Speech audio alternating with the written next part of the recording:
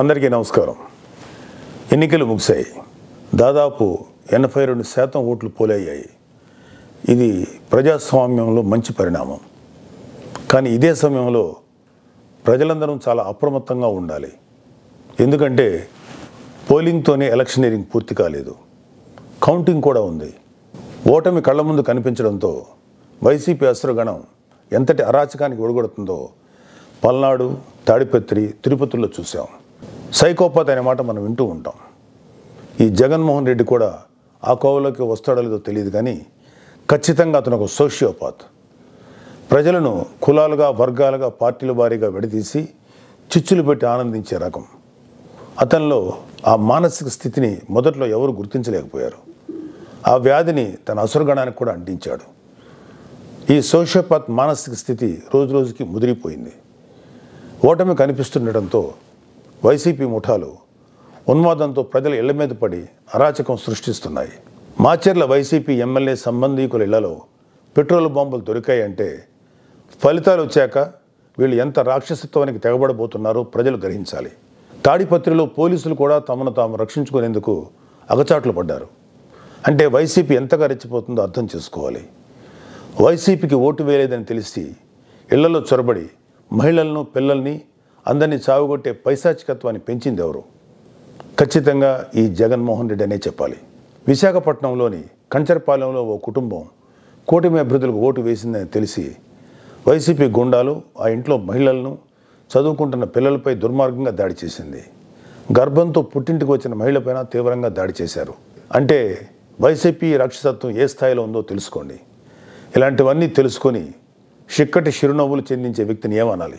Mahesh Babu spider సినిమాలో villain సూర్య గుర్తొస్తున్నాడు కదూ.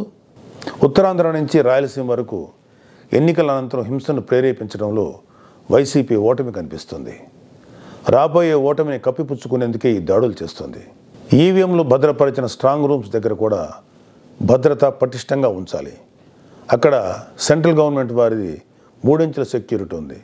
అయినా కూడా అక్కడ మన కూటమి పార్టీల ప్రతినిధులు నిరంతరం పహరా ఉండాలి.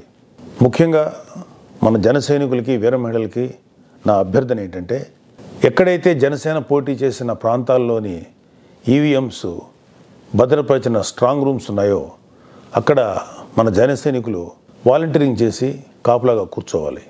ఈ అవకాశాన్ని ముఖ్యంగా మనం వదులుకోవద్దు, వాడుకుందాం. ఈ వైసీపీ దుర్మార్గులను ఏ దేశంలోనూ తేలిగ్గా తీసుకోవద్దు. వాళ్ళు ఏ అరాచకానికైనా, దౌర్జన్యానికైనా తెగబడతారు. ఆ మధ్యన అంటే 2-3 ఏళ్ల క్రితం అమెరికన్ ప్రెసిడెన్షియల్ ఎలక్షన్స్లో కూడా ఎక్స్ ప్రెసిడెంట్ డొనాల్డ్ ట్రంప్ ఇలాంటి లక్షణాలే కనబరిచాడు. ఎన్నికల్లో ఓడిపోతున్నాను అని తెలిసాక కూడా నేనే గెలుస్తున్నాను, గతం కంటే గట్టిగా ఓట్లు వచ్చాయని ప్రచారం మొదలెట్టాడు.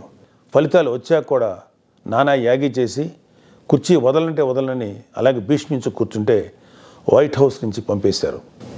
దాదాపు ఇలాంటి లక్షణాలే మన ఆపద్ధర్మ ముఖ్యమంత్రి జగన్మోహన్ రెడ్డి కూడా ప్రదర్శిస్తున్నాడు. అందుకే మొన్నటికి మొన్న ఐపాక్ మీటింగ్లో కూడా తన పార్టీ గెలుస్తుందని గొప్పలు చెప్పాడు.